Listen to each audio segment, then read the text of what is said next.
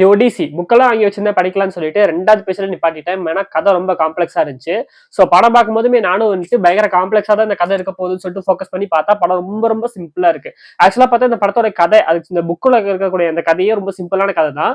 அதை வந்துட்டு ஹோமர் தான் பயங்கர காம்ப்ளெக்ஸா எழுதியிருக்காரு. அண்ட் அதுல வந்துட்டு மல்டி லேயர்ஸ்ங்கிறது இருக்கு. கடவுள்கள்ங்கிறது தனி கேரக்டர்ஸ், அதுக்கப்புறம் இந்த தனி கேரக்டர்ஸ், அதுக்கப்புறம் அதுல பாஸ்ட் பிரசன்ட்னு சொல்லிட்டு வேற வேற கேரக்டர்ஸ் சொல்லிட்டு இருக்கறனால தான் அது கொஞ்சம் கன்ஃபியூஷனா புக்ல இருக்கு. அதனால வந்துட்டு புக்ல எப்படி இருக்கும்னா இவரு சொல்றாரு, இவரு இந்த ட்ரெஸ் போட்டிருந்தாரு, இவர் இது பண்ணியிருந்தாரு, அது பண்ணியிருந்தாருன்னு சொல்லிட்டு சின்ன சின்ன டீட்டெயில் வரையும் ஃபுல்லுமே டிஸ்கிரிப்ஷனோட இருக்கும். ஸோ ஒரு ஸ்கிரீன் பிளே ரைட்டிங் வந்துட்டு இது பண்ணும்போது டிஸ்கிரிப்டிவ் ரைட்டிங்னு அதுல ஒண்ணு இருக்கு.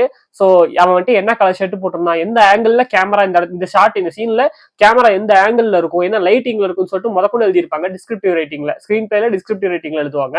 அந்த மாதிரி தான் அந்த புக்கே ஓரளவுக்கு இருக்கு. அவன் என்ன ட்ரெஸ் போட்டிருந்தான், எப்படியெல்லாம் அவன் பார்த்தான், அவன் கண்ணு எப்படி இருந்துச்சு, காது எப்படி இருந்துச்சுன்னு சொல்லிட்டு அதனால கூட கொஞ்சம் காம்ப்ளெக்ஸா இருக்கும்னு சொல்லிட்டு நினைக்கிறேன். ஸோ இந்த படம் பார்த்ததுக்கு அப்புறம் திருப்பி ஒரு டைம் உட்காந்து படிச்சேன் அப்படின்னா எனக்கு புரியும்னு சொல்லிட்டு தோணுது. ஸோ கம்மி வக்து இந்த படத்துக்கு வந்தோம் அப்படின்னா படத்தோட கதையை பொறுத்த வரைக்கும் ரொம்ப சிம்பிளான கதை தான்.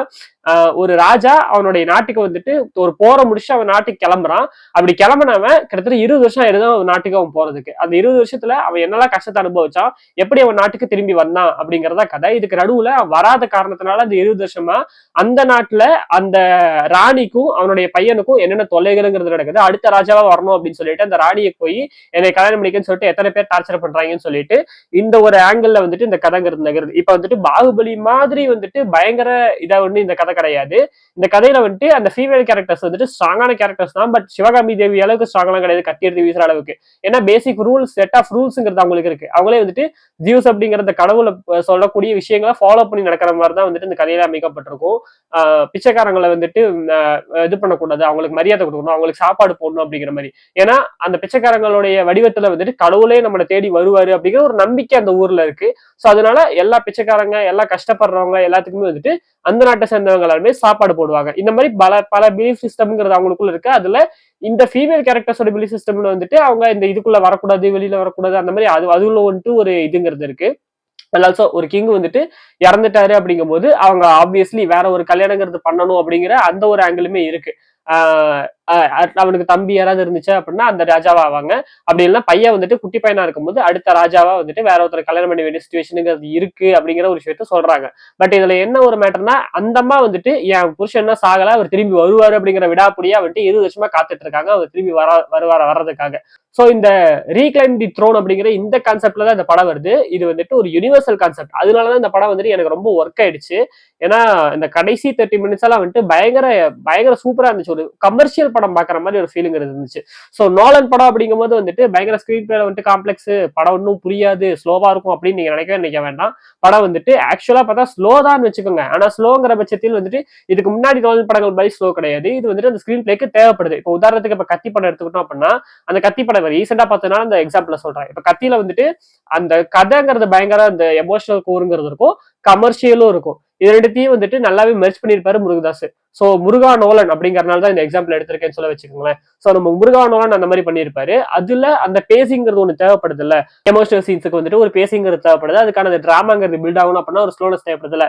அதே மாதிரி இந்த படத்துலயுமே இந்த ஒடிசி பொறுத்த வரையுமே அந்த ஒரு டிராமாங்கிறது தேவைப்படுது. அந்த டிராமானாலதான் அந்த ஸ்லோனஸ்ங்கிறது இருக்கு. பட் அதை தாண்டி அந்த ஸ்லோனஸை கடந்துட்டா அடுத்து வர அந்த கான்ஃபிளிக்ட்டுக்கு வந்துட்டு பயங்கர அந்த ஸ்கிரீன் பிளேங்கிறது ஸ்பீடா நகர்ற மாதிரி இருக்கும். ஒரு 3 மணி நேரம் படம் வந்துட்டு ஓடுது. ஆனா எனக்கு 3 மணி நேரம் வந்துட்டு அந்த அளவுக்கு வந்துட்டு ரொம்ப போர் அடிச்ச மாதிரி ஒரு ஃபீலிங்கிறது இல்ல. படம் வேகமா நகர்ந்துருச்சு. அதாவது அந்த நான்-லீனியர் ஸ்கிரீன் பிளேல வந்துட்டு இவங்க வந்துட்டு கட் பண்ணி சும்மா எல்லாம் போக கிடையாது. பெர்ஸ்பெக்டிவ்ல தான் போயிருக்காங்க. ஒரு கேரக்டர் ஒரு கதையை சொல்ல ஆரம்பிக்கிறாரு, அங்கிருந்து ஒரு கதை அங்க இருந்து ஒரு பிளாஷ்பேக்ங்கிறது போகுது. அதுக்கப்புறம் அதை வந்துட்டு வேற ஒருத்தர் சொல்றாரு. இந்த மாதிரி தான் கொண்டு போயிருக்காங்க. பட் இப்ப இந்த நான் லீனியர்ல இப்ப தெரி படம் மாதிரி வந்துட்டு ஸ்டார்ட் டு எண்ட் பிளாஷ்பேக் அந்த மாதிரி இல்லாம பார்ட்டா சொல்றாங்க. இப்ப ட்ரோஜன் வார பத்தி பேசுறாங்க அப்படின்னா ட்ரோஜன் வாரோல என்ன நடந்துச்சுங்கிற போர்ஷனை மட்டுமே பிளாஷ்பேக்கா காட்டுறாங்க. அந்த ட்ரோஜன் வாருக்கு ப்ரிப்பேர் ஆகிறத பத்தி பேசுறாங்க அப்படின்னா அந்த ப்ரிப்பரேஷனுடைய ப்ராசஸை வந்துட்டு தனியா காட்டுறாங்க. இது ரெண்டும் முன்ன பின்ன வருது. லீனியரா பார்த்தா ப்ரிப்பரேஷனுக்கு அப்புறம் தான் வார் வரணும். பட் நம்ம ஸ்கிரீன் பிளேல வார காமிச்சிட்டு ப்ரிப்பரேஷனை காட்டுறாங்க. அதுக்கப்புறம் இவங்க வர அந்த ட்ரோஜன் வாரம் முடிச்சுட்டு வீட்டுக்கு வர்றதை வந்துட்டு தனியா காட்டுறாங்க. அதுல டிஃபரெண்ட் ஆஃப் சாப்டர்ஸ் சொல்லிட்டு அந்த சாப்டரை முன்ன பின்னன்னு மாத்தி போட்டிருக்காங்களே தவிர அது வந்துட்டு ஓரளவுக்கு நீங்க கவனமா இருந்தீங்கனாலே ஃபாலோ பண்ணிக்கலாம். எதுவும் புரியாமலாம் போகாது. அந்த வகையில அந்த இடம்லாம் சூப்பரா பண்ணியிருந்தாங்க. எனக்கு முக்கியமா ஒரு கமர்ஷியல் படம் பார்த்த மாதிரி அந்த கடைசிங்கிறது இருந்தது. ஏன்னா அந்த புக்கு ஆக்சுவலா இந்த ஒடிசியஸ் வந்துட்டு எனக்கு என்ன ஒரு கனெக்ஷன் அப்படின்னா, இந்த கதை இருக்குல்ல, இது வந்து ஆக்சுவலா ஒரு போயமா வந்துட்டு என் புக்ல இருந்துச்சு. நான் ஸ்கூல் படிக்கும் போது ஒரு போயம்ல இருந்துச்சு. புக்ல என்ன போர்ஷனை காமிச்சிருப்பாங்க அப்படின்னா, இந்த ஒடிசி படம் முடிஞ்சதுக்கு அப்புறமா நடக்கக்கூடிய விஷயங்களை தான் அந்த புக்ல நான் படிச்சிருக்கேன். அதுல என்னன்னா பல வருஷம் கழிச்சு வந்துட்டு அந்த ஊருக்கு வந்த ஒடிசியஸ் வந்துட்டு ஊருக்கு வந்ததுக்கு அப்புறமா டெலிமேக்கர்ஸ் கிட்ட நீ இந்த ராஜ்யத்தை பாத்துக்க அப்படின்னு சொல்லி கொடுத்துட்டு அவரு அங்க இருந்து கிளம்பிட்டாரு. சோ அவரோட வாழ்க்கையை அவர் முடிச்சுட்டு ஒரு ராஜாவா அவரோட வாழ்க்கையை முடிச்சுட்டு டெலிமேக்கர்ஸ் கிட்ட கொடுத்து அவர் கிளம்பிட்டாருங்கிற மாதிரி தான் அந்த போயம் இருக்கும். கிட்டத்தட்ட இந்த ஒடிசி படம் முடிஞ்சதுக்கு அப்புறம் நடக்கக்கூடிய அந்த போர்ஷன்ஸ் பத்தி இந்த போயம்ங்கிறது இருக்கும். அதுல நான் கொஞ்சம் படிச்சது எனக்கு கொஞ்சம் ஞாபகம் இருக்கு. சோ அப்படி அவர் கிளம்புற அதுல வந்துட்டு அவர் வரும்போது அந்த நாயோட இந்த கதையெல்லாம் இருக்கும். அந்த நாய் வந்துட்டு அவர் வர்றதுக்காக வந்துட்டு உசுர கையில பிடிச்சிட்டு இருந்துச்சு. கடைசி நேரத்துல அவர் வந்து அவர் கை வச்சதுக்கு அப்புறம் இறந்துச்சு சொல்லிட்டு அந்த விஷுவலாக காமிச்சிருந்தாங்க. ரொம்ப அமேசிங்கா இருந்துச்சு. கேள்விப்பட்டேன் இந்த நாய் வந்துட்டு ஒரு பயங்கரமான ஒரு இதா இருக்கும். ஸோ அவர் வர வரையும் ஆக்சுவலா இது படத்துல ரொம்ப நார்மலா இருந்துச்சு.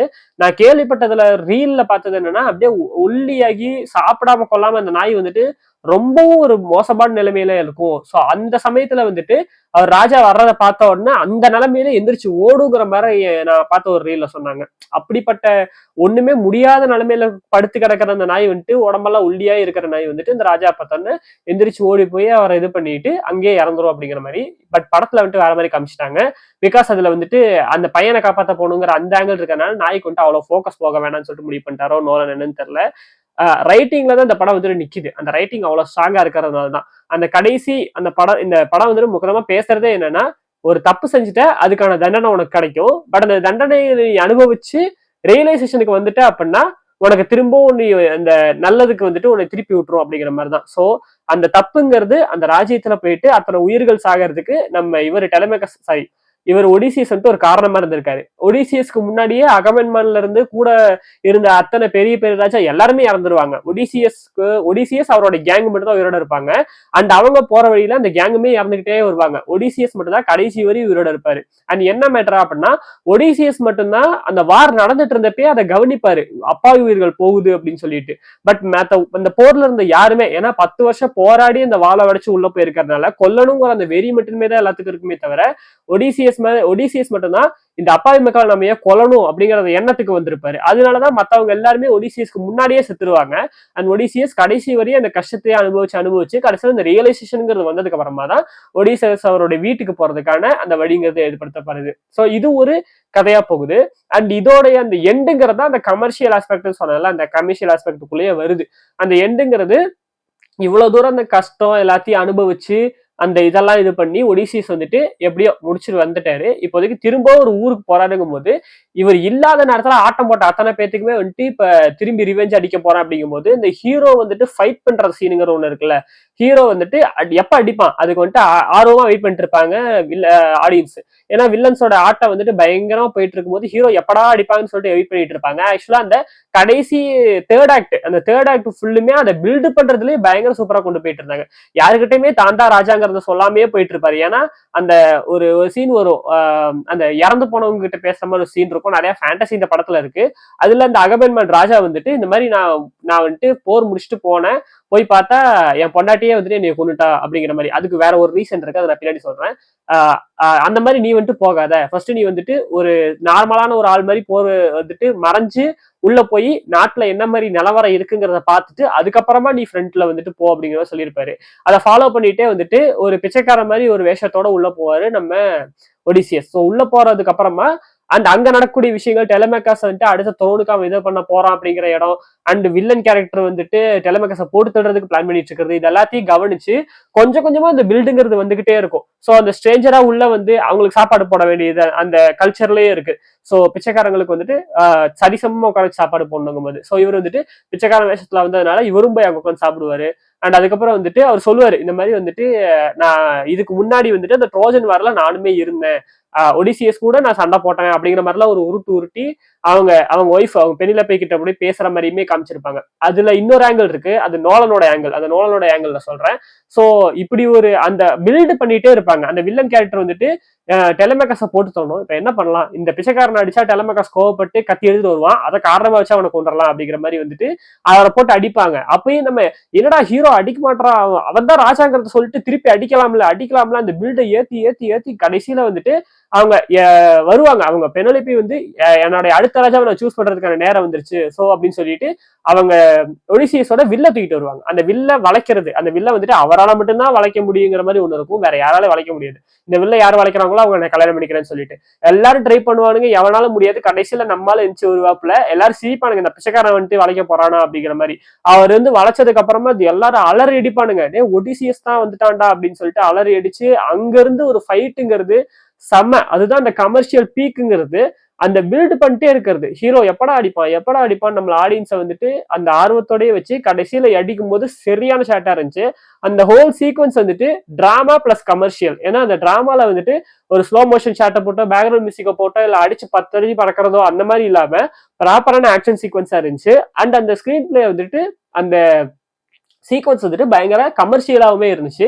எனக்கு ரொம்ப பிடிச்சிருந்துச்சு அந்த ஒரு ஆங்கிளே, செம்மையா இருந்துச்சு. அண்ட் நான் நோலன் ஆங்கிள்னு சொன்னேன்ல, இந்த நோலன் ஆங்கிளுக்கு வரேன் அப்படின்னா வழக்கமா நோலன் படத்துல வந்துட்டு இந்த லவ்ங்கிறத ஒண்ணு வந்துட்டு மெயினா சொல்லுவாப்புல, எல்லாமே லவ்வுக்காக தான் நடக்குது அப்படிங்கிற மாதிரி, அது எல்லாமே வீட்டுக்கு போறதுக்காக தான் நடக்குதுங்கிற மாதிரி. ஸோ நோலனோட எல்லா படங்கள்லயுமே அது மேக்சிமம் இருக்கும். அந்த ஹீரோ கேரக்டர் வீட்டுக்கு போகிறதுக்கான அந்த ஜேர்னில இருப்பாப்ல, அண்ட் லவ்வுக்காக தான் அந்த ஒரு போராட்டமே இருக்கிற மாதிரி.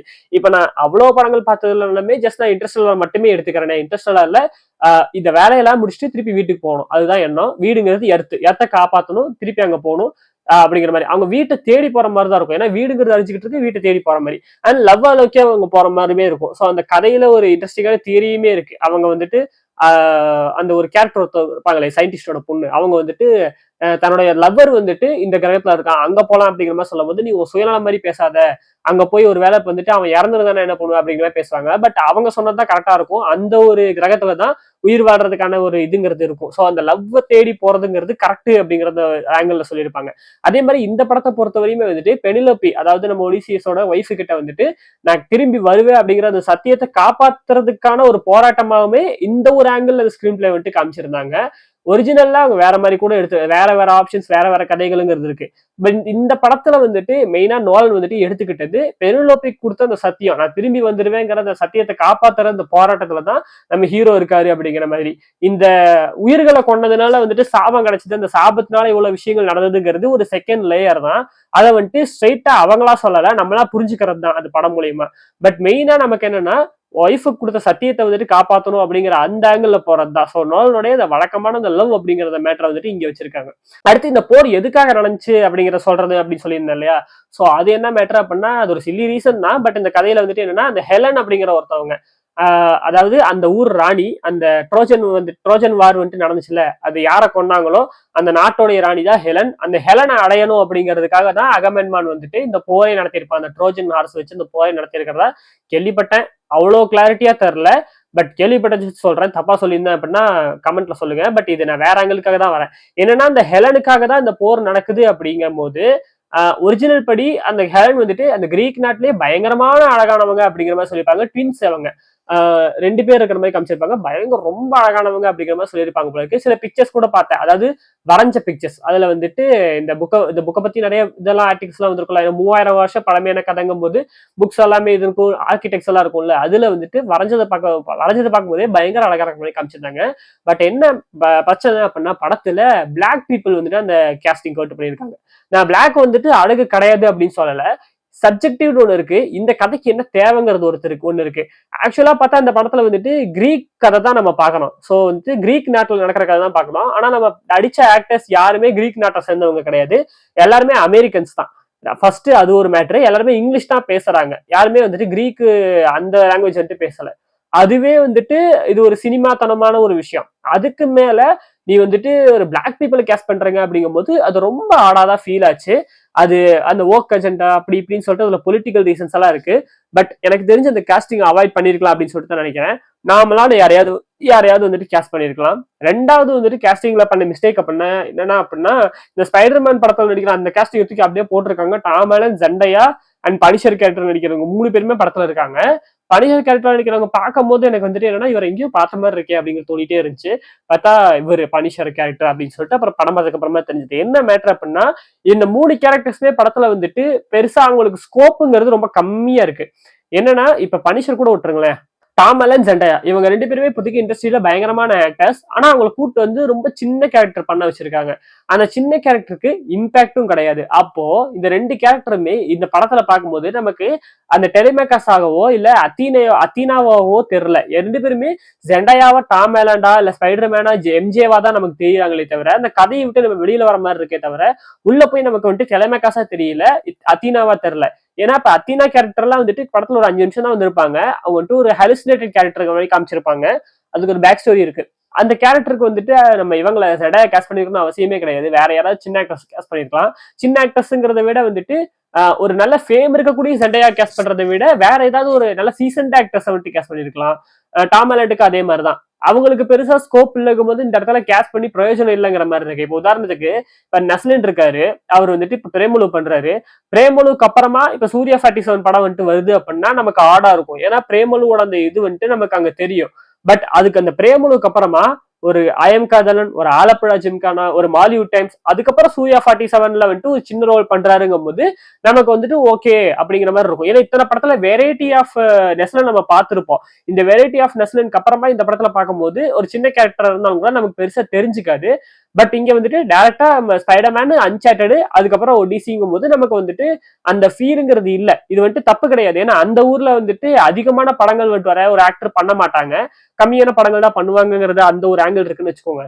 பட் என்ன மேட்டர்னா காஸ்டிங்ல டாம் ஹாலண்டுக்கு பதிலா வேற ஏதாவது காஸ்ட் பண்ணி தான் நல்லா இருந்திருக்கும். அண்ட் பனிஷரும் அதே மாதிரிதான். அண்ட் இன்னொரு விஷயம் என்னன்னா, நான் சொன்ன மாதிரி வந்துட்டு எல்லாருமே கிரீக்கு, அதை வந்துட்டு அதுவே அமெரிக்கன் ஆக்டர்ஸ் கேஸ்ட் பண்ணியிருக்காங்க. அது போக இந்த ட்ராஜன் வாரால் இந்த சோல்ஜர்ஸ்குள்ள வந்துட்டு ஒரு கேரக்டர் பார்க்கும்போது எனக்கு ஏதோ சந்தோஷ் நாராயண் மாதிரியே இருக்கே அவரை பார்த்தா அப்படின்னு ஒரு ஃபீல் இருந்துச்சு. ஒரு இந்தியன் மாதிரியே இருந்துச்சு எனக்கு. அப்புறம் பார்த்தா அவர் ஆக்சுவலா இந்தியன் தான். எதுக்காக இந்தியனை கேஸ்ட் பண்ணுங்கிறது எனக்கு தெரியல. ஒரு மாடர்ன் டே ஃபிலிம் பண்றீங்க அப்படின்னா தாராளமா எந்த எந்த நாட்டோட ஆக்டர்ஸ் வேணா நீங்க கேஸ்ட் பண்ணலாம். அதுக்கு பேக் ஸ்டோரி நீங்க சூப்பரா கொடுத்துக்கலாம். ஒரு கிரீக் நாட்டில் நடக்கக்கூடிய ஒரு 3000 வருஷத்துக்கு முன்னாடி நடக்கிற கதையில வந்துட்டு ஒரு இந்தியன் ஆக்டரை கேஸ்ட் பண்றது, ஒரு பிளாக் பீப்புளை கேஸ்ட் பண்றது, இதெல்லாம் வந்துட்டு ஆக்சுவலா படத்தை கதையை வந்துட்டு பாதிக்கதான் செய்யுது. இதெல்லாம் பண்ணியிருக்க வேண்டாம். இதெல்லாம் சின்ன சின்ன நெகட்டிவ்ஸ்ங்கிற மாதிரி. பட் ஓவராலா படம் வந்துட்டு ஒரு சூப்பரான படம் தான், ஒரு பயங்கரமான படம். இந்த ஐமேக்ஸ் பொறுத்த வரைக்கும் என்னன்னா, நம்ம ஊரை வந்துட்டு சொல்லிட்டாங்களே டிஜிட்டல் ஐமேக்ஸ் தான் நமக்கு நமக்கு ரீல் புட்டியே கிடையாது. ஐமேக்ஸை பொறுத்த வரைக்கும் ரீல் புட்டியை வச்சு நம்ம அந்த பேச்சே கிடையாது. அதனால நீங்க வந்துட்டு ஐமேக்ஸ்ல பார்க்கணும் அப்படின்னு சொல்லிட்டு அதிகமா காசு செலவு பண்ணலாம் யோசிக்காதீங்க. ஏன்னா இந்த படமே வந்துட்டு அவ்வளோ பயங்கரமான ஐமேக்ஸ் எக்ஸ்பீரியன்ஸ் படம்லாம் கிடையாது இன்ட்ரெஸ்ட் அளவுக்கு. ஒரு நல்ல படம். அதனால வந்துட்டு மேக்ஸிமம் பெரிய ஸ்கிரீன்ல பாக்குறதுக்கு பிளான் பண்ணுங்க. ஆல்சோ ஃபுட்டேஜ் வந்துட்டு நமக்கு ஆஸ்பெக்ட் ரேஷியோ ஃபுல்லா தான் வருங்கிறதுனால 16:9 ஆஸ்பெக்ட் ரேஷியோல பாக்காதீங்க. முடிஞ்ச அளவுக்கு பெரிய ஸ்கிரீன். இப்ப நம்ம திருப்பூரை பொறுத்த வரைக்கும் ஹைப்பர் எக்ஸ் இருக்குன்னா ஹைப்பர் எக்ஸ்ல முடிஞ்ச அளவுக்கு ட்ரை பண்ணுங்க. 300 ரூபா டிக்கெட் நம்ம நார்மல் டிக்கெட் விட கொஞ்சம் ஜாஸ்தியா இருக்கும். ஹைப்பர் எக்ஸ் விட ஐமேக்ஸ் இன்னும் ஜாஸ்தியா இருக்கும். ஹைப்பர் எக்ஸ் பிளான் பண்ணீங்கன்னா நல்லா இருக்கும். இல்லைன்னா உங்க பக்கத்துல என்ன ஒரு பெரிய பெரிய ஸ்கிரீன் இருக்கக்கூடிய ஒரு தியேட்டர்ல போய் பாத்தீங்க அப்படின்னா நல்லா இருக்கும். சின்ன ஸ்கிரீனா பாத்தீங்கன்னா உங்களுக்கு வந்துட்டு அந்த குவாலிட்டிங்கிறது பெருசா தெரியாம இருக்கும்.